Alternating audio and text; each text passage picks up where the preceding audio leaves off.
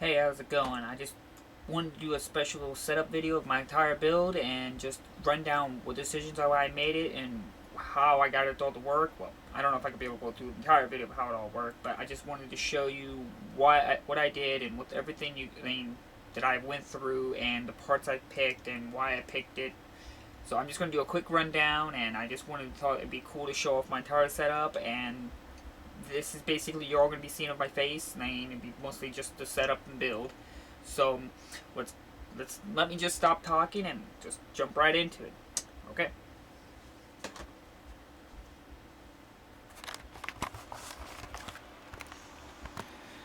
Well, it is pretty dark, so there it is right now, all glowing up and everything. Pretty. So, see if I can bust out some light. God said let there be light. So, there's light. So yeah, there's the inside of the build, all the fans running and everything. There's it all in the works. Basically, it's just a normal setup build, nothing really fancy, just a fan build. We have a Z97, Gaming 5, an MSI, of course, motherboard, which is all pretty much maxed out and hooked up. Then we got an Intel i7 CPU. Sorry, people. Sorry. CPU. Then we got an EVO cooling master to keep the CPU cooling down. Probably should hold the camera towards it, don't I? And then you've got mostly every fan you see in this thing is a Corsair 140 fan. These are all, damn. I'm trying to operate two things here. Corsair fan from top, 140, 140, 140. And then on the back of it, we have a 140, front, 140. Then we have a Intel SSD drive. Let's see if I can actually get you in there. And then a Western Digital Black 4TB hard drive. And the SSD is 480 gigabytes. The most important thing, of course, is probably the video card you're all wondering.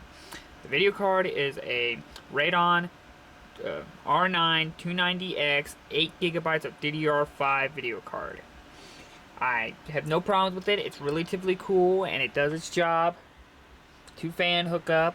We got a 750 EVGA power supply, 750 watts, gold.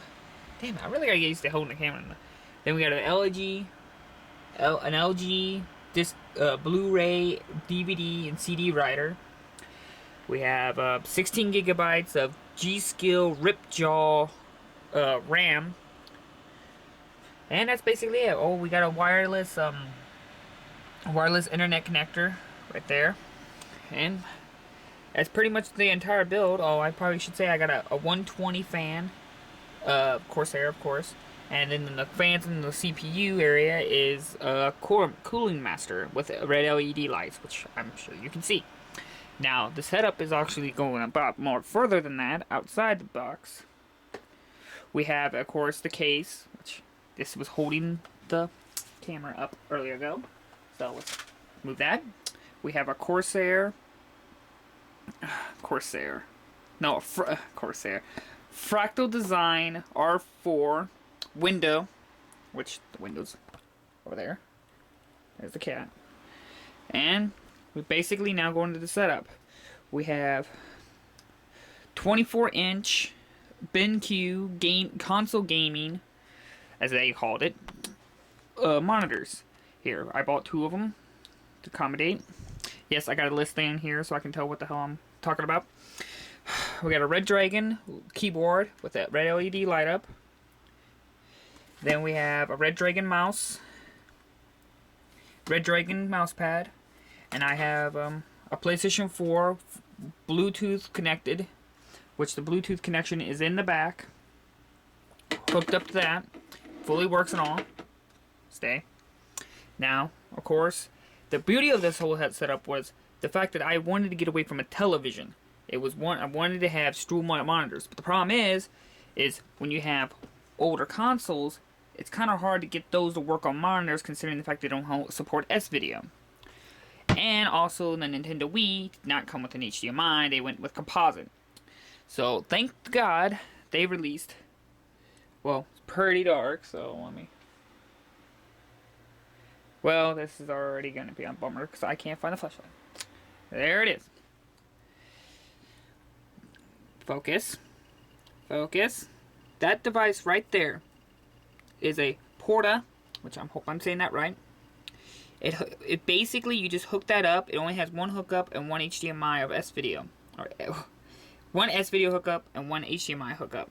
Which I did, and then I bought a router thing right here that will allow me to hook mini S-Videos. So basically I hooked that up and hooked up all my other older gen consoles to it.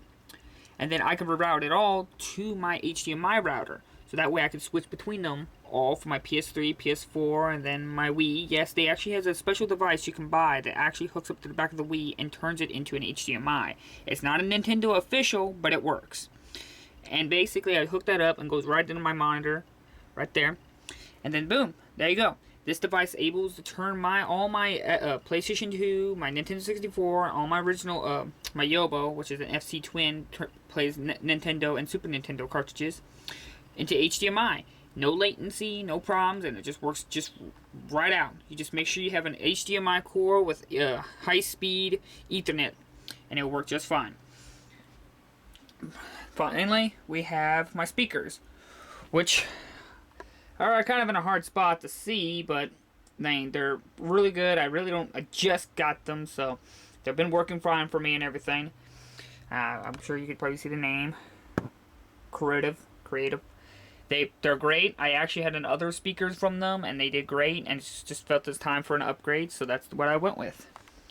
So that was just basically a quick setup video. I know I didn't do a very good job with it, but hey, pull one out of my ass, I guess.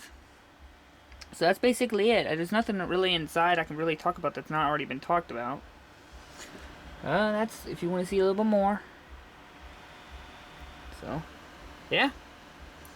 I don't know what about future or anything like that. We'll see if I want to upgrade it. So, this is basically the end of the video. I think it's lasted long enough. But, yeah. That's the setup video.